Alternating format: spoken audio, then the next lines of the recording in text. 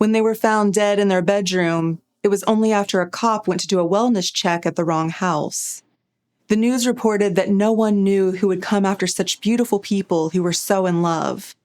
But it turns out all of their loved ones pretty much knew. This is the latest in the story of Monique and Spencer Tepe, the Ohio couple whose case has made national headlines, even though it looks like it's going to end up exactly like you thought it would.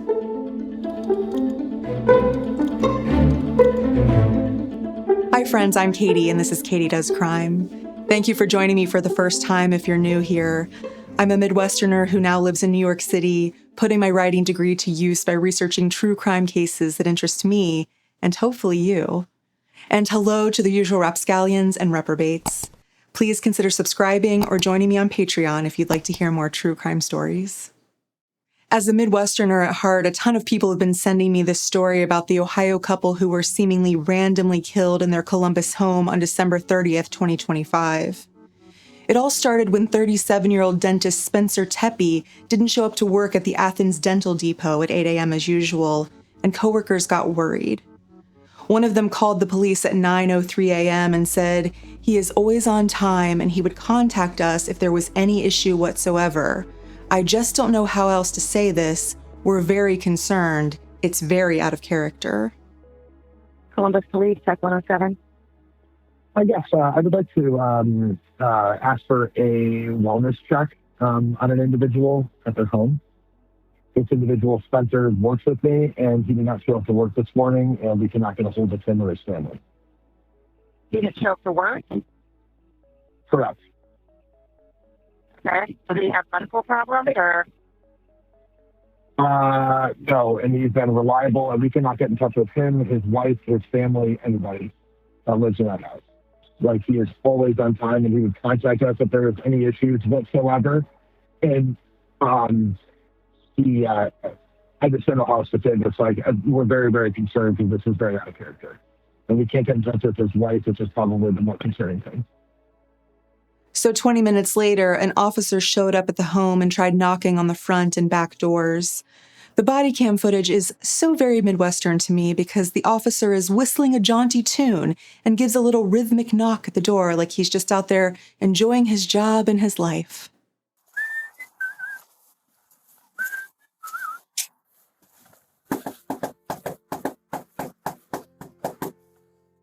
The only problem is that the officer accidentally went to the wrong house.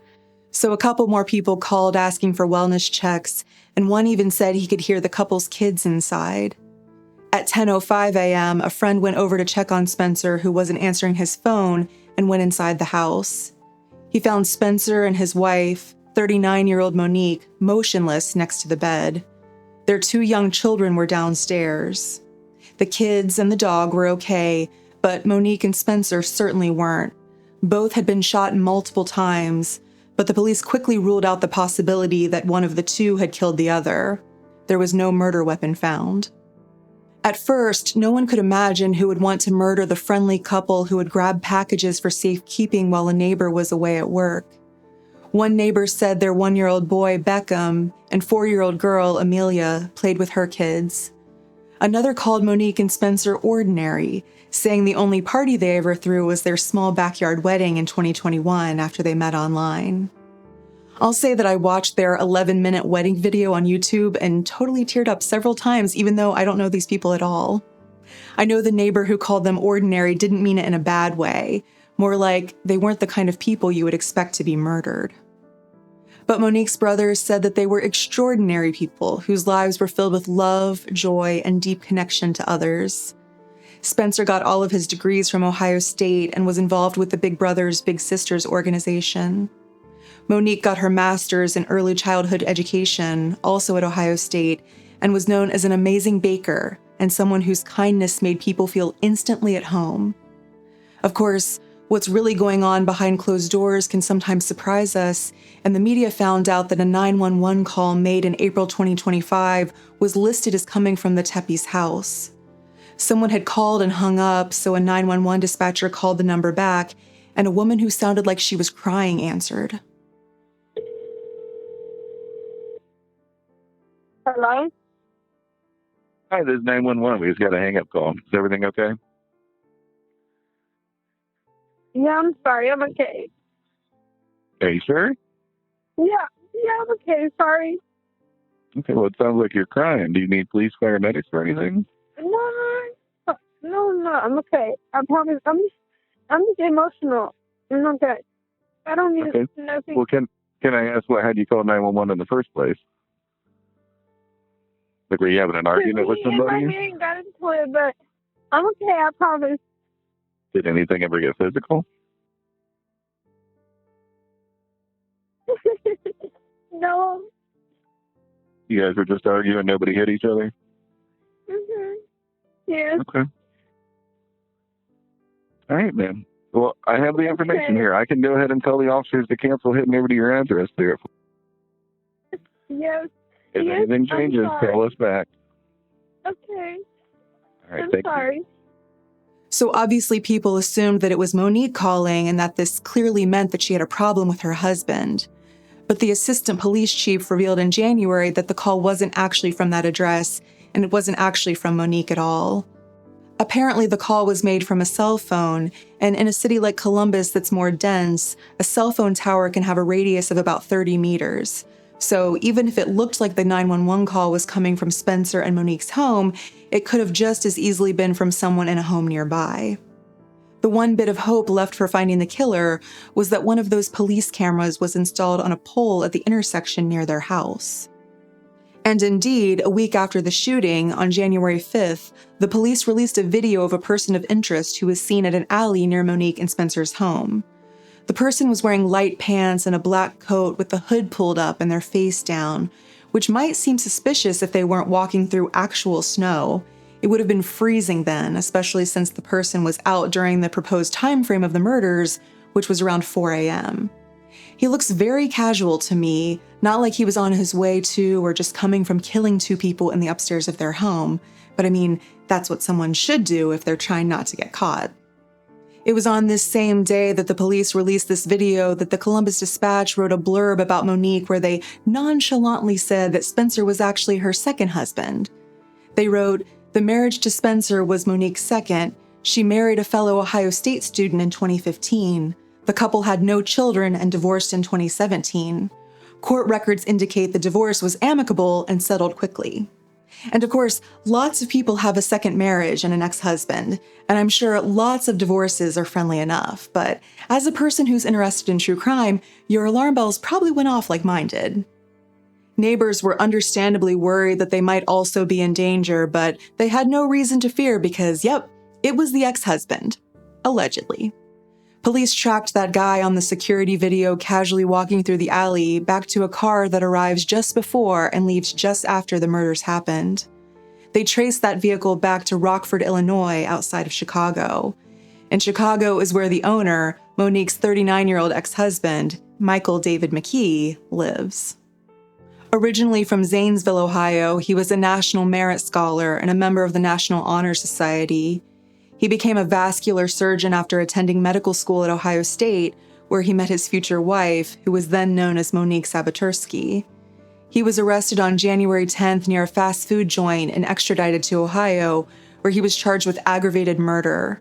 That's the most serious crime under Ohio law, and the aggravated part basically means it was premeditated. He was also charged with aggravated burglary for entering the home with the intention to commit a crime. There were multiple guns found in his Chicago home, and one matched evidence at the crime scene. Authorities believe he used a silencer. If convicted of aggravated murder, he'll face a mandatory sentence of life in prison, although he may have the possibility of parole after 20 or more years. But in the worst-case scenario for him, McKee might be given the death penalty. He has pleaded not guilty and didn't request bond, probably because his attorney figured he wouldn't get it, and remains in jail. His lawyer, Diane Menashe, has worked on some high-profile cases in Ohio, including one where she was brought on by Jose Baez, the lawyer who defended Casey Anthony. A member of the family said that McKee threatened to kill Monique multiple times while they were married, and her parents eventually helped her move out of their house while he was at work one day. A friend said she talked about how grateful she was to have found her second husband, Spencer, after her verbally and emotionally abusive first marriage. This friend said Monique's friends all suspected her ex from the beginning. She said, every single one of us knew that this was the guy. Apparently, no one ever thought something this extreme would ever happen, but Monique didn't exactly think he would quote-unquote leave her alone for the rest of her life. Her friend said that she and Spencer are who they seem to be in their wedding video. The incredible happiness that they project is who they really were. And that McKee, who was only married to Monique for 7 months before they separated and then divorced, couldn't handle it. One paper reported that she never even took his last name, although don't tell my husband that's a smoking gun because I also kept my last name. However, she paid for her own engagement and wedding rings, which I definitely didn't do. In her divorce request, she said that she and McKee were incompatible. And now here she was, being so incredibly happy with her dentist husband and her beautiful kids for him to see online. Friends say he'd been harassing and stalking Monique for 10 years, and I saw some people saying she had a restraining order against him. But my understanding is that the restraining order is kind of a given in Ohio when a divorce happens. Like, the court automatically issues what's called a standard mutual restraining order for both people, so neither person can harass the other or even move their assets around without the other's say-so. The county court where Monique lived said she hadn't filed for a restraining order. But speaking of filings, some people are saying that it could have been a clerical error that pushed Monique to the top of McKee's troubled mind. In June 2025, a new hearing date for their divorce randomly appeared on a court docket to take place in September. Apparently, it was a clerical error with the docket number, and there was actually no need for the court date. I mean, at this point, they would have been separated for nearly a decade. The date was later canceled, but it makes you wonder if it ignited some feelings in McKee. Or worse yet, exposed Monique's address to him if she had been trying to keep it secret. Some people online believe that he had remarried after her, but that appears to be a different Michael McKee. However, this Michael McKee does seem to be the one involved in a civil suit in Nevada due to medical malpractice. A former patient alleges that in a surgery McKee oversaw, a piece of plastic tubing measuring over 8 inches long was left inside the patient's body. And then the medical office tried to sort of hide what had happened. This happened back in 2023, and McKee has since allowed his license there to expire, so some news sources are saying he purposely disappeared from Nevada to escape his troubles. His medical office gave out fake addresses and phone numbers for him so he couldn't be served papers. And then a motion was filed in early 2026 in the case, so there's a world where he knew it was coming, and the pressure on his professional life led him to act out violently in his personal life.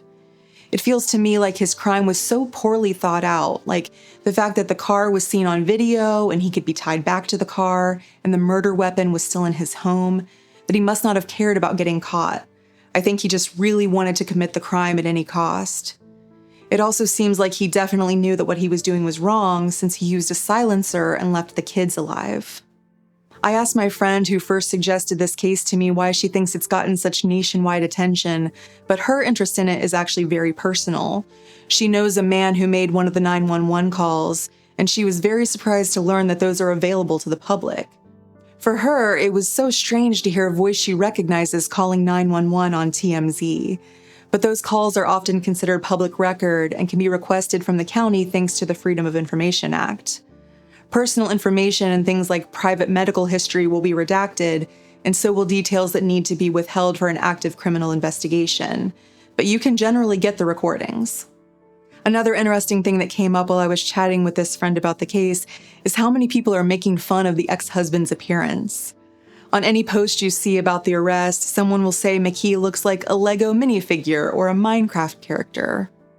My personal favorite is a woman who said, "He reminds me of the time as a girl I was playing with my Ken doll and I accidentally broke off his head and it wouldn't go back on correctly and the head just pushed all the way down the neck." And it made us wonder, would you want the killer of your loved one to be openly mocked? Not just for being an idiot who's caught on camera, but like for having the jawline of the dad from The Incredibles? I'm gonna be honest, it might make me feel a little bit better. Spencer and Monique's kids and Golden Doodle are now living with family members, and there's a GoFundMe for them if you'd like to donate. I'm fairly sure we'll see justice in this case. I'm just sad, as always, that we have to hope for justice for these people at all. Thank you to the Columbus Dispatch for their thorough reporting, and as always, please let me know what you think about this case in the comments. Thank you for tuning in today. I'm just a true crime fan like you are, and I really appreciate you taking a chance on me. Please like and subscribe to my channel if you like spending this time together. I would be so appreciative. Until next time, I'm Katie, and this has been Katie Does Crime.